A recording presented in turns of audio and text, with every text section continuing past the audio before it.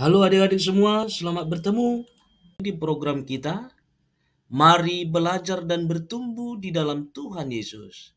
Semoga program ini bermanfaat untuk adik-adik sekalian dalam bertumbuh menjadi anak-anak Tuhan yang tangkas, cerdas, kuat, serta hebat. Sebelum kita mendengarkan firman Tuhan, mari kita bersama-sama bernyanyi, bertumbuh bersama Tuhan.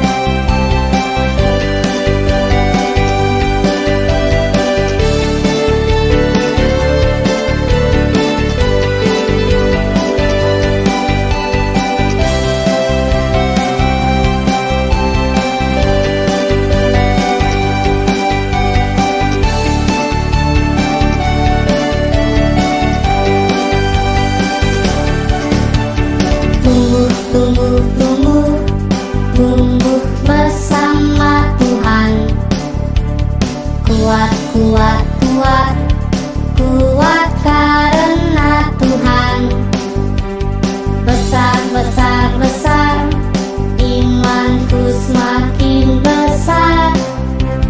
Karena sekarang aku jadi anak Tuhan.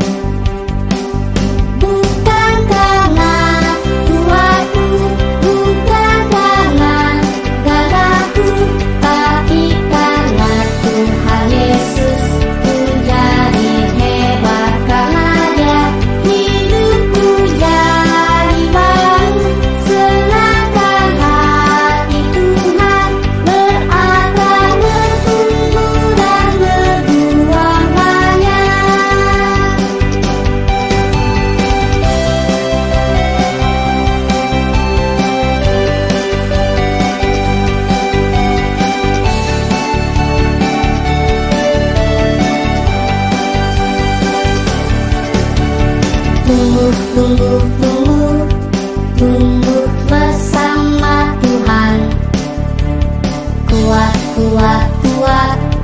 Kuat karena Tuhan. Besar, imanku semakin besar.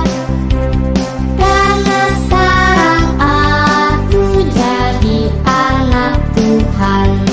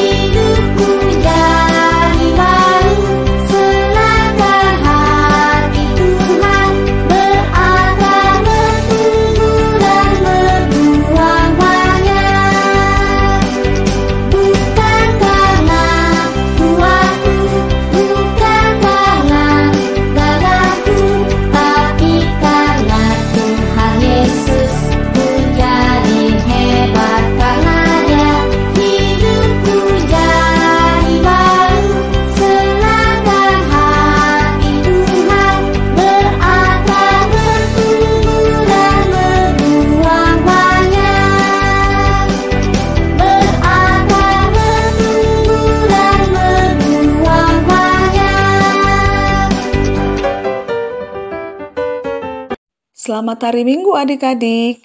Mari mempersiapkan diri mendengar firman Tuhan dengan berdoa. Ya Tuhan, sumber pengajaran yang benar, bimbinglah kami senantiasa rajin mengarahkan diri pada firman Tuhan, agar pemahaman dan pengertian kami diperbaharui dalam Tuhan. Amin.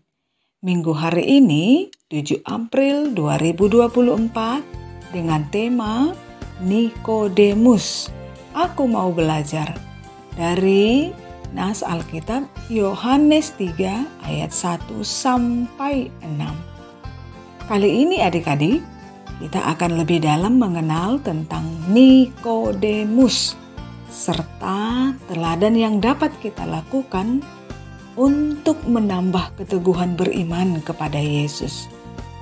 Nikodemus adalah seorang Farisi sekaligus pemimpin agama Yahudi. Adik-adik, agama Yahudi adalah agama yang mempercayai Allah sebagai yang menciptakan langit dan bumi, seperti diberitakan dalam hukum Taurat atau buku Musa. Apakah itu Farisi? Farisi adalah salah satu golongan agama Yahudi yang secara khusus mengajarkan tentang Taurat dalam masyarakat Yahudi. Farisi itu adalah para guru agama Yahudi yang memberikan berbagai penjelasan tentang Taurat kepada masyarakat. Jadi, Farisi itu hampir sama dengan guru agama di sekolah-sekolah. Adik-adik sekolah minggu yang sudah sekolah memiliki guru agama di sekolah kan? Guru agama ini lebih fokus pada pendidikan keagamaan di lembaga-lembaga pendidikan tertentu.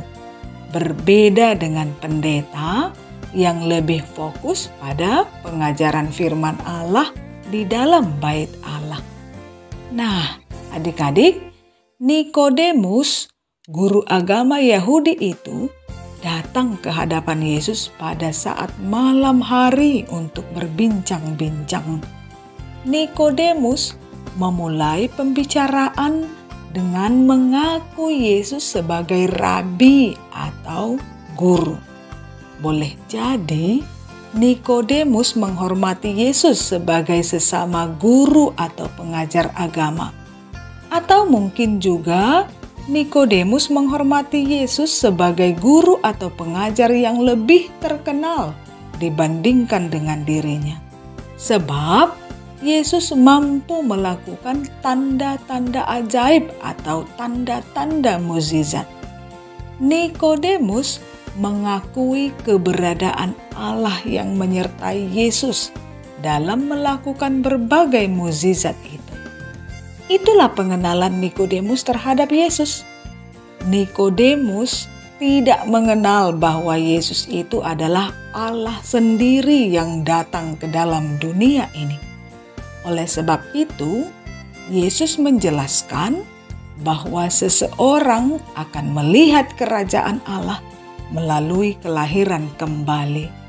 Itu artinya bahwa Nikodemus harus dilahirkan kembali supaya dapat mengenal Yesus itu adalah Allah. Apa arti dilahirkan kembali? Menurut Nikodemus, dilahirkan kembali itu artinya bahwa seseorang lahir 2 kali. Tetapi ia bingung. Tidak mungkin seseorang harus masuk lagi ke rahim ibunya untuk lahir kembali. Lalu Yesus menjawab kebingungan Nikodemus bahwa dilahirkan kembali itu adalah dilahirkan oleh roh. Artinya, hidup seseorang itu dituntun oleh roh Allah. Itulah yang dilahirkan kembali. Nah, adik-adik, kita memiliki 2 jenis kelahiran, yakni yang pertama, kelahiran secara daging. Itulah kelahiran melalui rahim ibu yang melahirkan kita. Ada yang lahir di rumah sakit dibantu oleh dokter dan perawat. Ada yang lahir di rumah sendiri dengan bantuan bidan. Atau mungkin lahir di puskesmas dengan bantuan dokter atau ahli kandungan. Setiap orang yang lahir secara daging membutuhkan makanan dan minuman untuk pertumbuhan dan perkembangan tubuhnya, seperti susu. Setelah semakin besar, setiap anak butuh nasi, ikan, sayur, buah untuk pertumbuhan jasmaninya. Itulah yang kita kenal dengan sebutan makanan 4 sehat 5 sempurna. Adik-adik jangan makan makanan yang basi atau busuk ya. Hati-hati dengan jajanan yang dicampur dengan bahan kimia yang merusak organ tubuh kita. Ataupun jajanan yang sudah kadaluarsa. Apalagi sekarang ini penggunaan handphone atau laptop, televisi dalam waktu yang lama dapat merusak kesehatan mata dan merusak kebugaran pergerakan tubuh kita. Ingat ya adik-adik, jaga kesehatan tubuhmu agar dapat melakukan banyak hal-hal baik. Nah, yang kedua adalah kelahiran secara roh. Artinya, daging atau tubuh kita yang kemudian taat kepada roh Allah, taat kepada firman Tuhan. Orang-orang yang percaya kepada Yesus itu, makanan dan minumannya adalah firman Tuhan. Firman Tuhan yang kita dengarkan akan senantiasa mengingatkan kita tentang hal baik yang harus kita lakukan dan hal buruk yang harus kita hindari. Jadi, kelahiran secara roh berarti tubuh atau jasmani kita ini tidak mengikuti keinginan-keinginan jahat, melainkan keinginan-keinginan yang baik. Jadi, dilahirkan kembali berarti tubuh atau jasmani kita ini tumbuh dan berkembang untuk mewujudkan keinginan Allah. Tubuh kita yang semakin besar dan dewasa nantinya adalah tubuh yang belajar dan melakukan perbuatan-perbuatan baik yang menuruti firman Allah. Adik-adik, bagaimana tubuh manusia yang menginginkan kehendak-kehendak Allah itu? Nah, setiap kita yang menolak untuk berbuat jahat, maka sesungguhnya kita hidup dalam roh Allah. Setiap adik-adik yang mau diajak untuk jujur, meminta atau meminjam, bukan mencuri, mau mengasihi, menuruti nasihat orang tua dan guru, maka sesungguhnya kita adalah anak-anak yang dilahirkan kembali, yakni yang telah lahir secara roh, yang taat kepada firman Tuhan. Anak-anak yang tumbuh dan berkembang sehat secara jasmani dan juga mau belajar pada kehendak Tuhan, itulah yang dilahirkan kembali.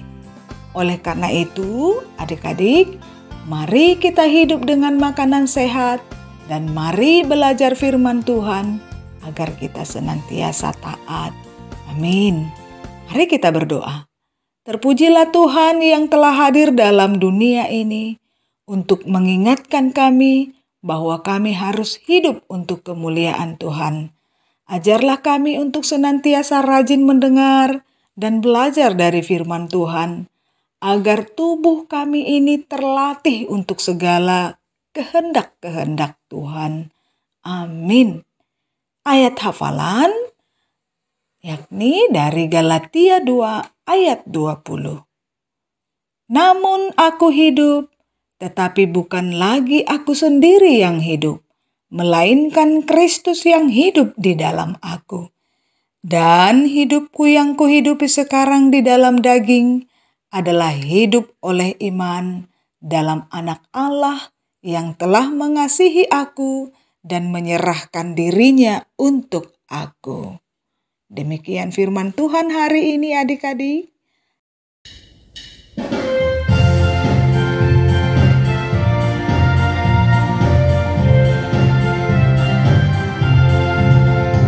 Hidupku bukannya aku lagi, tapi Yesus dalamku. Hidupku bukannya aku lagi, tapi Yesus dalamku. Yesus hidup, Yesus hidup dalamku. Hidupku bukannya aku lagi,